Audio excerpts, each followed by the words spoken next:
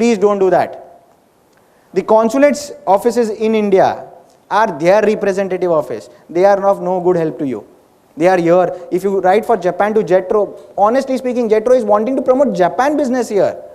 Why will you write to Jetro? Or why will you write to Kotra in Korea? You have to write to Indian embassy, Indian consulates sitting in Seoul.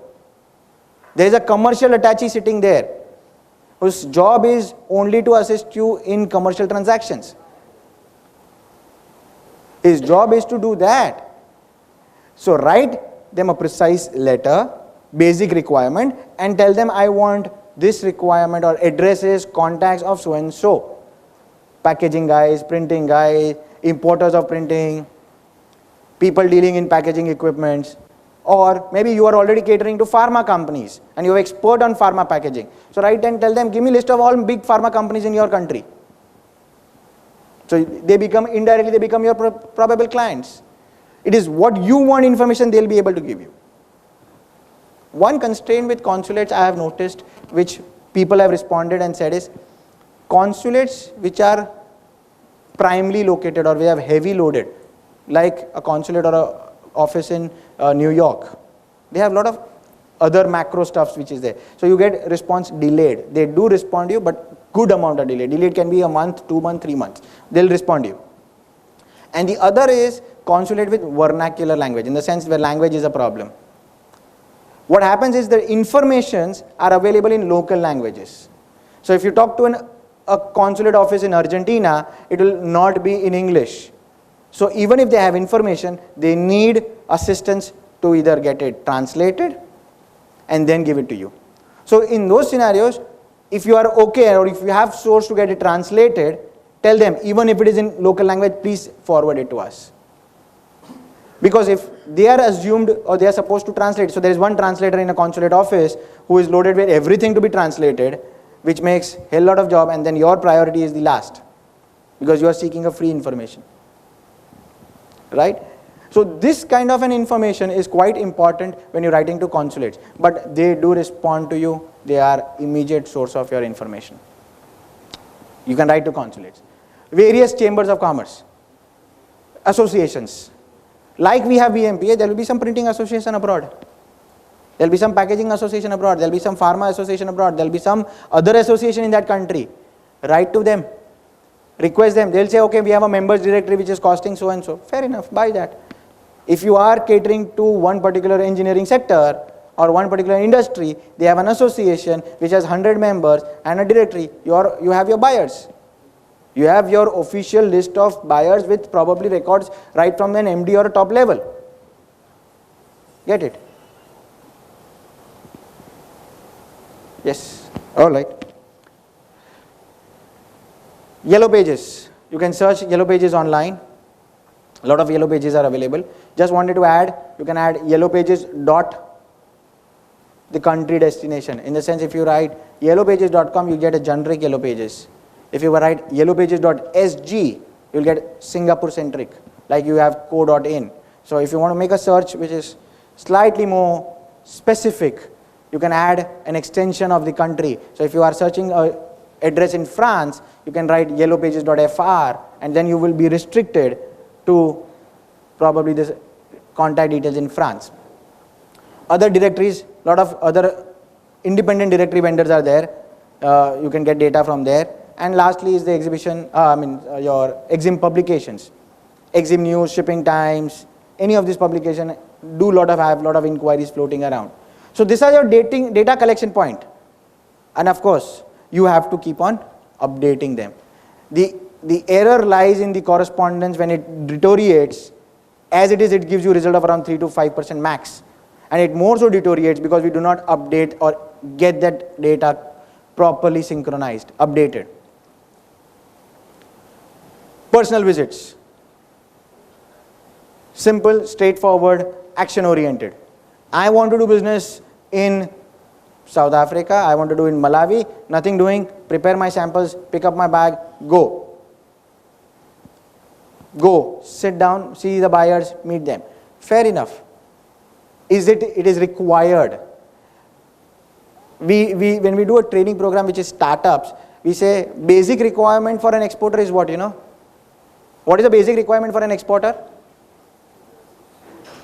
What is the basic requirement for any exporter? Exim license. Passport. The basic requirement is passport. Your intention to travel abroad. IEC documentation is only for documentations. Your intention, your passport is your basic document. Once you have that intention to travel, that if required, if nothing works, the only magic will work is me sitting in front of my buyer and telling him, tell me what is the problem. Yes. So personal visits will work out in your favor. Generally, it is advised that when you do personal visits, please plan with your communications. You cannot just walk into anybody anytime. So you do communications first and then back it up with your personal visits. Agents. I am so very happy for you in the sense is, for me explaining agent concept is very easy for you. You're all working with agents for your paper imports. All of you, right? Most of you. If this can be replicated with your exports, that when you go and visit, if someone is doing the job in that country in your absence, nothing best can happen. Nothing best can happen. They know the market, they are physically there, they can do a lot of communications. If it is a language issue, they can do it in the local language. A lot of advantages happen because of that. The only criteria when you look at or appoint an agent, you need to know few pointers. His knowledge. He should be knowledgeable about your product because he is representing you. So if you say this is possible, or if he says this is possible, and then he places an order and come back to you and you say, boss, ye to banega hi nahi. This is not possible. We don't have that machine. Or this, if not possible in this much time, no matter what, there is a process which is to be done. So he should be knowledgeable in your product field. He should know what the target is. So agency agreements, please be very specific. It cannot be ambiguous. It cannot be whatever business you bring in. Let us achieve a goal. Put a goal. You have to do a business of 20 containers. You'll have to give me 10 containers. You'll have to give me $1 lakh. You'll have to give me some target. He should know the market. He should know who are the competitors. Have a valid contract. Very important. We do not want to end up on any legal battle, but have a contract. A lot of times we suggest, if you do not want to go into very stringent contract, go into something called as an MOU. Have an understanding, but have it in black and white. Have areas covered, because a lot of times he would say, I will do everywhere. And then sitting in Middle East, in Dubai, he will say, I have an order in Kuwait also. I have an order in Qatar. I have this. And you give me entire Middle East. But that entire Middle East, when you hand over to an agent, you are also restricting yourself as a movement. So if you know his expertise is only in one place, though he wants it, restrict yourself the temptation of saying, yeah, take entire Middle East. Give him, perform Dubai. If you still have anybody in Qatar, and if it is through you, done. Business will be done through you, you will get your commission. But on paper, your area is only Dubai, or your area is only UAE. For Qatar, for Sudan, or say for Saudi, I have someone else. Or I may do it myself, my choice. And of course, specify the percentage commission. Lot of agents say, we will charge you monthly so much, so on. As an exporter's perspective, I would say, don't opt for that. Opt for a higher percentage if required, but link it to the performance. Sir, this is a confusion. I'll tell you what it is. It is like this. RBI permits you reasonable commission payable based on your business. Now that can be 20%, 15%, 5%. There is no benchmark on that till you can justify. The problem is that 12.5% which everyone understands. That is the foreign trade which detects. It says till 12.5% if you have paid, we will allow you to add back for your incentive calculation. So if I want to pay today 15, RBI government doesn't stop me. If I want to pay 20, nobody stops me. Only that when I take an incentive, only 12.5% will be calculated back as my FOB value. That's the difference. Otherwise, you are allowed, which is reasonable into your business. Today, they may question you. If you give 60%, they may probably question, but if you can prove and justify that it is part of the business, then there is no problem. Right? And they don't question any price of your product, which is generally common commodity. I didn't get you, sir. One is available at $1, if I'm selling with my agent $3. PMV values. present market. Fair enough. If you can justify why you are getting it, it's a monopoly. If your buyer is giving you, it should only be that it doesn't become that you are just transferring the goods and getting the payment. So you have to justify.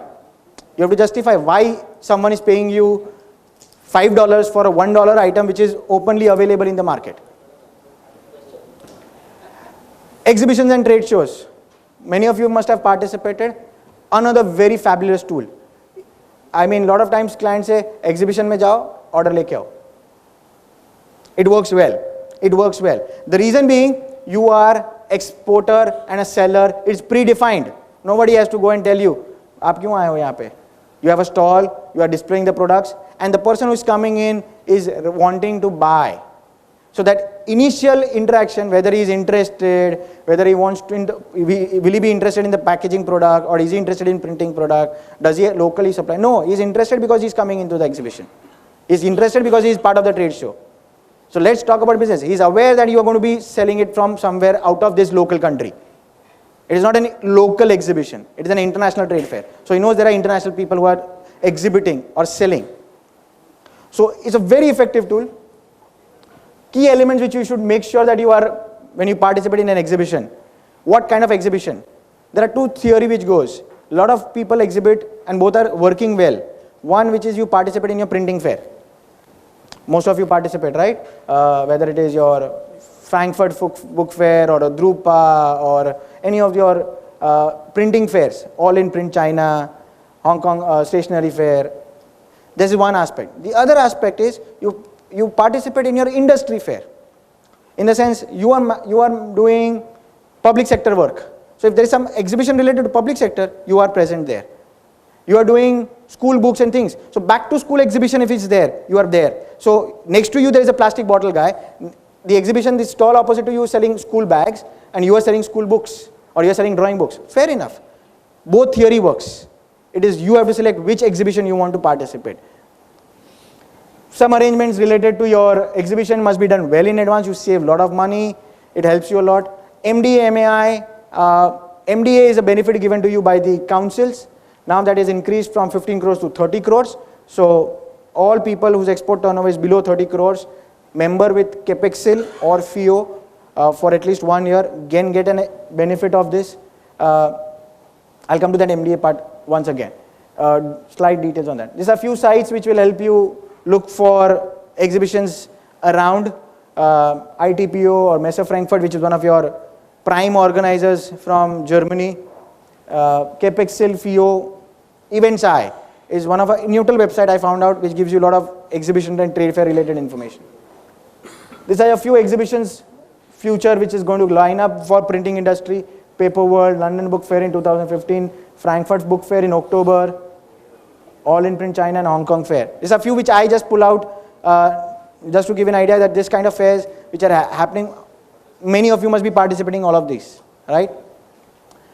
Apparently just when I was closing this presentation, I got a email that this is some mobile app.